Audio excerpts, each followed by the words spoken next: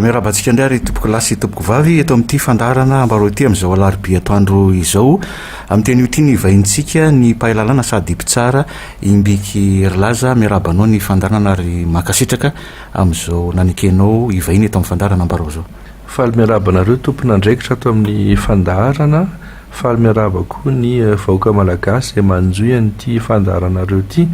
ary nareo ny saorana nampiatrano amin'izao anio izao. Anomboantsika ny resadresaka ny makasika ny amin'ny fampatsivana foy ny dingana nahatongavantsika amin'izao firosona amin'ny fifidianana zao. Iarahantsika mahafantatra moa fa tsy maintsy hisy ihany ny fifidianana zany filoham-pirenena tamin'ity taona 2024 satria ny lalam-panorena dia milaza zany fa tsy maintsy nisy fianianan'ny filoha repoblika vaovao amin'ny 2020 ny volana janoary 2024 fa fotsiny zany lasa hoe fifidianana filoham-pirenena alohan'ny fotoana izy ity, zany hoe lasa ray volana alohan'ny fotoana io ny antony dia nisan'ilay krizy goavana izay nandalo teto amin'ny tany sy ny firenena. Tiako marina nefa fa ilay krizy zany dia krizy tamin'ny androm-panjakana anankiroa, izany hoe ny antenimiera-pirenena izay nisan'ireo solombavam-bahoaka 770 nanao an'ilay fitoriana ary ny androm-panjakana ny filohan'ny repoblika. Dia ny dikan'izay zany tsy maintsy hirosona ilay fifidianana. Rehefa nisy moa zany izay fifanolanana zay dia namoaka ny didy fanapahana moa zany ny fitsarana avy moalam-pandrena tamin'ny 2020 ny volana May izay nandidy ary azadiny fa ny didy avoakany moa zany dia miatra amin'ireo androm-panjakana rehetra sy amin'ny olona rehetra dia nilaza izy fa tsy maintsy mirositsika zany amin'ny fifidianana filoham-pirenena alohan'ny fotoana. Fa tao anatin'izay koa nefany dia nandidy zavatra anankiroa goavana be izy. Ny faharoa moa zany dia tanatin'izay le hoe tsy maintsy ravana ny gouvernemanta ary ampiarina ny andin'ny 450 amin'ny lalam-panorenana, zany hoe ny prime ministre dia avy ao amin'ny antoko manana ny maro anisa amin'ny antenimiera-pirenena ary indrindra ny fametrahana ireo membre ny gouvernemanta dia ifampizarana ireo antoko lehibe izay anatin'ny antenimiera-pirenena. Aty amin'ny folo andro mahery mialohan'ny fifidianana filoham-pirenena zany aloha tsika izao no miresaka ny zava-misy hatreto dia kandida 20 mahery eo no nitaky zany amin'ny hoe tokony ho sokafana indray zany le lisy mpifidianana eo ihany koa ny amin'ny hoe tokony hisy ny mangarara amin'ny birao fandatsam-bato aminao mitombona sa tsy mitombona zay karazany fitakiana zareo zay. Ny fitakiana angamba dia ataontsika hoe anankiray goavana hoe ny mangarahara amin'ny fifidianana. Ny mangarahara zay dia midika zavatra maromaro. Voalohany aloha amin'ilay fanomanana an'ilay fifidianana,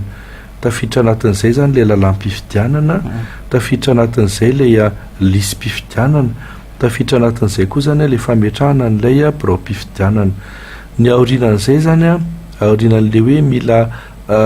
mangarahara ny fikarakarana fifidianana, mila mangarahara koa zany ireo tokony hitantana an'ilay fifidianana. Izay manko ny anisan'ny nanatsipiako amin'ilay tamin'ny voalohany hoe gouvernemanta iarahan'ny antoko politika goavana ao amin'ny antenimiera-pirenena ilay izy. Ny voalohany indrindra aloha zany tamin'ilay lalam-pifidianana, tamin'ilay fametrahana ny lisy-pifidianana sy ny fisafidianana ny birao-pifidianana dia rahantsika mahafantatra zany fa tamin'ny fitondrana teo aloha no nanatanteraka an'izay zavatra izay. Marina fa andraikitry ny seni izay zavatra izay fa tsy maintsy nisy foana zany ny tanana avy tamin'ny fitondram-panjakana.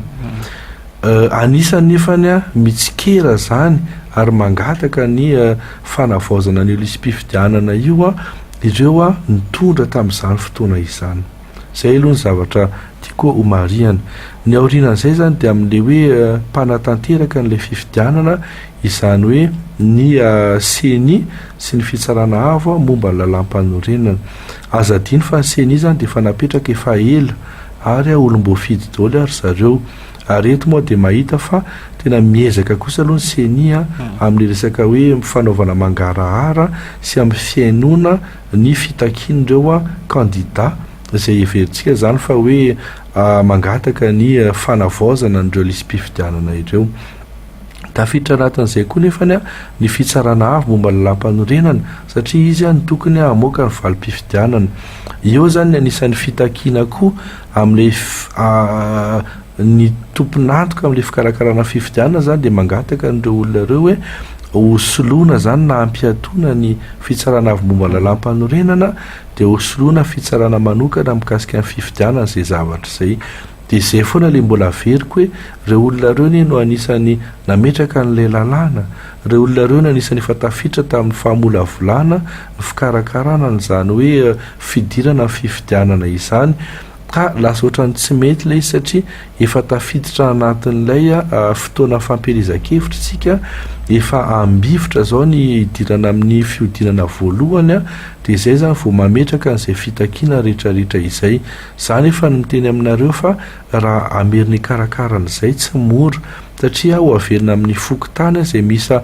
9,3 ny lisym-pifidianana zany a, dia ny takiana anatin'izay ny dia tsotra hosoratana ny olona izay mbola tsy ho voasoratra, hoesorina ny olona izay tsy tokony ho ao, zany hoe misy olona efa maty na misy olona voasoratra indroa. Dia ahoana moa zany ny ahafahantsika hoe hanao an'izay anatin'ny fotoana fohy, kanefa n'izany a tsy maintsy mijery an'ilay ary amin'ny farantsika hoe amin'ny 2020 ny volana janoary a no tsy maintsy misy filoha pirenena na vita fianianana eo. Mety hoe tsy ho araka ny tokony ho izy angambany raha ny fenitra no jerena ity fifidianana ity, satria na le fanaovana n'ilay lalam-pifidianana tsy ny anahany rehetra natao, ary iny tena iarahantsika nahita fa be da be ny olona tsy nanaika n'izay fanamboarana anazy izay. Eo koa moa zany ilay fitakiana maro samihafa ary mety hiteraka ataontsika hoe karazana fiozongozona ny fitondrana izay ho avy eo a, io zavatra rehetrarehetra io raha ohatra ka tsy ekeny be sy ny maro ny valim-pifidianana, kanefany a nanana fahefana zany ireo olona nirotsaka ho fidianareo tanatin'izay fotoana maromaro a ny karakarana lisym-pifidianana izay sy ny karakarana fifidianana, fa ohatrany hoe nandrasany zareo ho eken'ny fitsarana avy momba lalam-panorenana izy hoe kandida, izay izy a vao manao an'izay fitakiana rehetrarehetra, nefa maha-olotsotra azy, mampanao politika azy na mpitarika antoky politika, isy ataony izy afaka manara-maso foana n'izany hoe lisym-pifidianana izany. Iverenantsika ihany le resaka fananganana fitsarana manokana CES ihany rehefa avy eo, fa azo ambara ho tranga tsy azo anoarina cas de force majeure ave, satria efa misy mivoy an'izay moa zany amin'izao fotoana izao hanemorana ny fifidianana hoe tsy fahatombana ny lisym-pifidianana io na izao tranga amin'izao eto amin'ny firenena izao. Raha mahakasika ny fanemorana ny fifidianana zany a, dia ny 720 andalana 7 amin'ny lalam-panorenana zany no mamaritra azy io. Zavatra anankiray mazava ny teneniny ary zavatra anankiray tsy mazava. Le mazava zany dia hoe raha misy fahafatesan'ny prosaka ho fidiana dia afaka manembotra an'io zany ny fitsarana avy momba lalam-panorenana, fa ny datim-pifidianana ny gouvernemanta ihany no mamaritra azy. Ny faharoa amin'ilay tsy mazava zany dia milaza izy fa raha ohatra ka misy an'ilay hoe circonstance exceptionnelle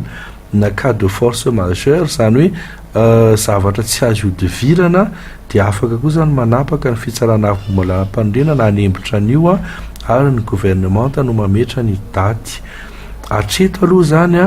raha ohatra ka zaraintsika zany ny opération électorale, move ny fikarakarana ny lisym-pifidianana tafiditra anatin'ny opération électorale satria izay manko no voalazan'ilay article 47 ary izay koa zany ny fahefana ny compétence ananan'ny haute cour constitutionnelle amaha juge électoral zany hoe mpitsara mahakasika ny fifidianana. Izay zavatra ivelan'ny fikirakarana fifidianana zany dia tsy mahakasika azy. Raha jerentsika nefa ny lalàna dia mazava fa ny fikarakarana ny lisym-pifidianana sy ny fametrahana ny birao fandatsaham-bato dia ny any amin'ny CENI zany mamaritra an'izay. Raha jerentsika koa zany ny fotoana dia fotoana lavitra be mialohan'ny fikarakarana ny fifidianana izay zavatra izay. Dikan'izay zany tsy tafiditra anatin'ny fikirakarana fifidianana na tsotsika miteny baiko hoe opération électorale ny fametrahana lisy mpifidianana sy ny fametrahana ny birao-mpifidianana ka mazava ny didy zay navoaka ny fitsarana avy momba ny lalam-panorenana hoe tsy mahefa ry zareo raha mahakasika ny fitoriana na fitakiana mahakasika an'izay satria tsy tafiditra amin'ny fahefana mahampitsara araka ny fifidianana azy zay mazava koa ny lazain'ny lalàna valambe folo tsipika aotraotra valo raha mahakasika ny resaka hoe fisoratana anatin'ny lisy mpifidianana raha ohatra ozy ka eo amin'ny fahadimambe folo ny volana me fahataperany fisoratana anarana amin'le lisy mpifidianana no misy mahita fa tsy voasoratra ao izy dia anatin'ny 7 andro izy dia afaka manao fitakiana any amin'le ratsamangaika ny seni mba anoratana indray ny anarany ao raha tsy vita zay zavatra zay manana 10 andro izy andeha any amin'ny fitsarana mba raha tonga voalohany mahefa manao fitakiana zany mba hanoratana azy anatin'ilay lisy mpifidianana zay zany dia mazava tsara fa rehefa tsy tafiditra tao zany dia mbola afaka ihany nangataka tamin'ireny ambaratonga voalaza teo reny ka amin'izao fotoana izao zany dia na inona satria lalàna izy io dia tsy maintsy lalàna ihany ny ahafahana manova azy izany hoe raha ohatra ka ilaza zany ny manam-pahefana hoe tokony hovoaina araka ny fangatahan'ny kandida zany ny fanavaozana ny lisy mpifidianana dia tsy maintsy amin'ny alalan'ny lalàna ny anaovana an'izay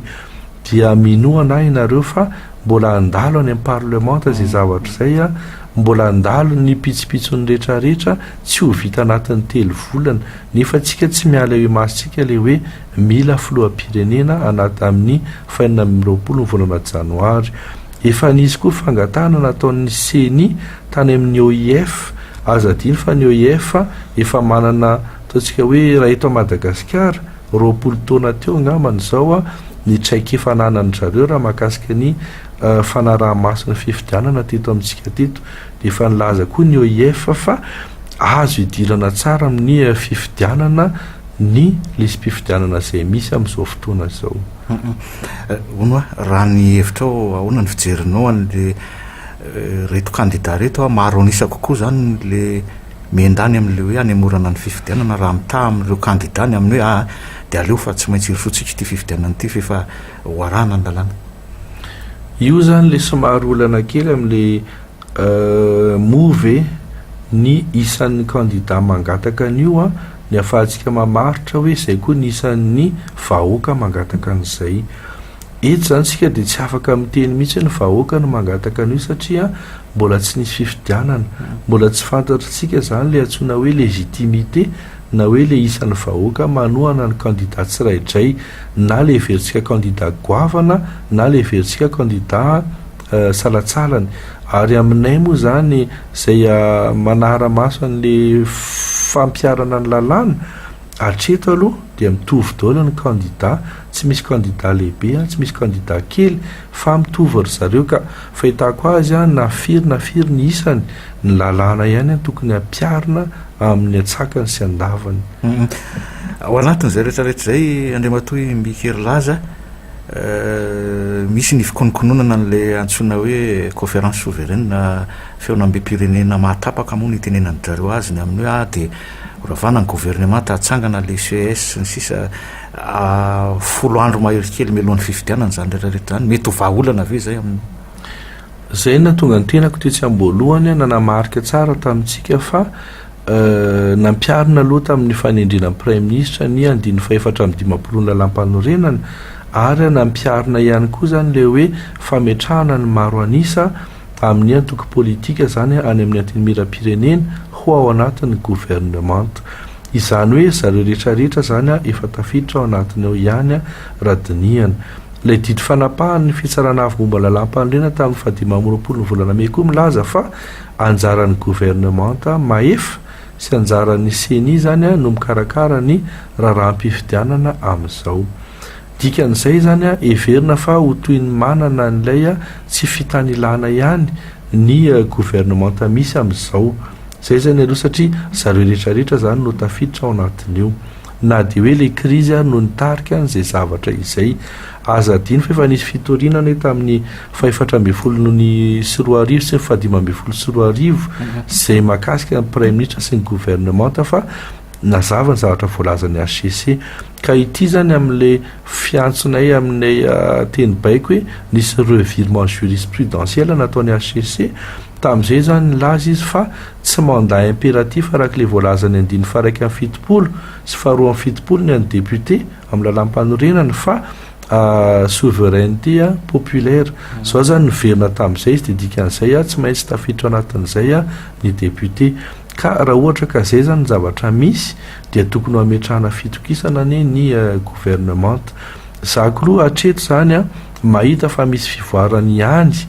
amin'ny ampahany le lalàna mahakasika ny fifidianana satria raha zay ny karakara ny fifidianana zao tamin'ny 3 sy 4 sy 4 sy 4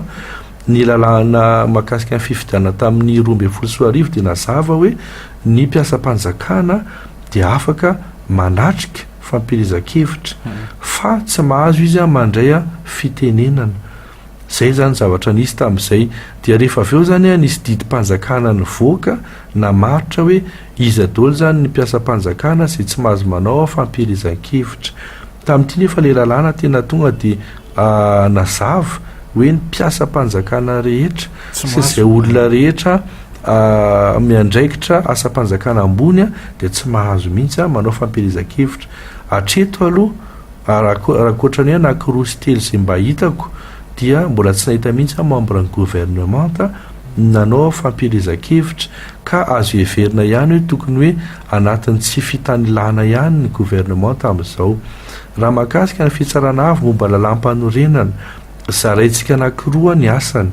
misy aloha ny asany amin'ny maha hoe juge constitutionnel azy zany hoe manara-maso izy ny fanajana ny lalam-panorenana ataon'ireo rafi-panjakana rehetra iny zany dia efa hitantsika moa fa somary nanahirana ihany ny fomba fitondran'ny HCC ny baolina tamin'iny ny asany faharoa nefa ny juge électoral zany hoe mpitsara mahakasika ny fifidianana fa fifidianana filohan'ny filohanam-pirenena sy fifidianana solombavam-bahoaka ihany no iandraiketany amin'izay ka mbola voavoalohany zao ny fitsarana avy momba lalam-panorenana izay napetraka amin'izao no isalahy an'izay asa omena azy zay ka fahitako azy izay ny lalam-panorenana misy tsika manaja n'le lalam-panorenana dia avelao izy aloha anao ny asany anoizantsika azy andriamatoa IMBIKI HERILAZA ny famaritana an'izany hoe fifidianana mangarahara malalaka ekeny rehetra zany demokratika misy aloha zany lay fenitra apetraka zany amin'ny tany izay efa mandala ny rafitra demokratika fa anatin'izay kosa nefa misy fenitra amin'ny maha malagasy atsika ny zavatra tena hoe hitako hoe tokony zava-dehibe ngambany voalohany indrindra aloha ny fikarakarana fifidianana izany hoe ny olona rehetra zany izay mety ho voakasika io na ny vahoaka tsotra dia tokony afaka zany mijery manara-maso ary manome torohevitra na fitsikirana manoloana an'izay ary tena henony ny mpanapa-kevitra izay zavatra zay zay aloha ny voalohany faharoa makarakara raha mahakasika ny fandehanana fizotra ny fifidianana amin'ny andro ny fifidianana dia aorinan'izay koa le mahakasika ny fanisana ny vato dia izay koa zany tokony ho tafiditra koa ny fanajana n'ilay lalàna izany hoe afaka aloha zany mifidy ny olona rehetra izay manana alalana amin'izany araky ny lalàna ny ankoatran'izay zany rehefa mandeha ny fanisam-bato dia isana pahibe maso izay zavatra izay ary izay tena safidiny olona marina no ho hita zany anatin'ilay taratasy fanisam-bato ary ny farany tena goavana dia mananjoza ny olona hitondra fitoriana any amin'ny fitsarana avy momba ny lalam-panorenana raha hitany fa nandritra n'izay fikarakarana fifidianana zany hoe ny campagne électorale na ny andro fampirizan-kevitra ka para-pavitany ilay fanisam-bato dia afaka mitory zany ny olona rehetra izay voasoratra anatin'ny lisym-pifidianana raha hitany fa misy tsy fanarahan-dalàna mahakasika an'izay. Ohatra raha mahakasika ny tsy fanarahan-dalàna ohatra mety misy hoe mampitombo isam-bato, mety misy ohatra ataontsika hoe mampiasa fananam-panjakana. Izay rehetrarehetra zay zany a dia tokony a manana fahefana ilay olona manao fitoriana izay le atsointsika hoe droit à un recours équitable. Zay zany dia dikan'izay zany ny fara moa dia hoe mangarara ny valim-pifidianana satria hita soritra any amin'ilay valim-pifidianana zany ilay faniriana sy le hitahita ilay vahoaka izay tena tonga ny fidy marina. Amarana ny fandarantsika ny afatra ho an'ny mpiaino sy ny mpanaraka ny onjam-peo ny Alliance 92 indrindra ny fandarana Ambarao ary Andriamatoa IMBIKI HERILAZA amin'izao etrentsika ny fifidianana izao. Ny afatra moa zany dia efa anisan'ny fisaorana anareo ngambany amin'ny sehatra toy itony satria manentana manabe ny vahoaka malagasy ianareo amin'izany hoe resaka mampisy lanjany ny fifidianana izany. Ny ankoatran'izay dia tokony anatin'ny fitoniana zany ny anohizana ny fampielezan-kevitra, tsy mifandrangitra, tsy mifanaratsy ary indrindrandrindra moa zany tsy misy fikasihan-tanana na fanimban-javatra. Ary ny farany moa zany dia manentana ny vahoaka malagasy rehetra izay afaka hifidy ho tonga hifidy amin'ny fiodinana voalohany sy fiodinana faharoa mba ahafahany zareo zany tena hoe ny safidiny marina no hita taratra amin'ny valim-pifidianana rehefa avy eo. Isaorana anao teto amin'ny fandarana Ambarao. Misaotra tompoko. Misaotra indrindra tompoko. Mametraka ny mandrapitafa ho amin'ny fotoanantsika manaraka indray ary ny fandarana Ambarao. Veloma tompoko.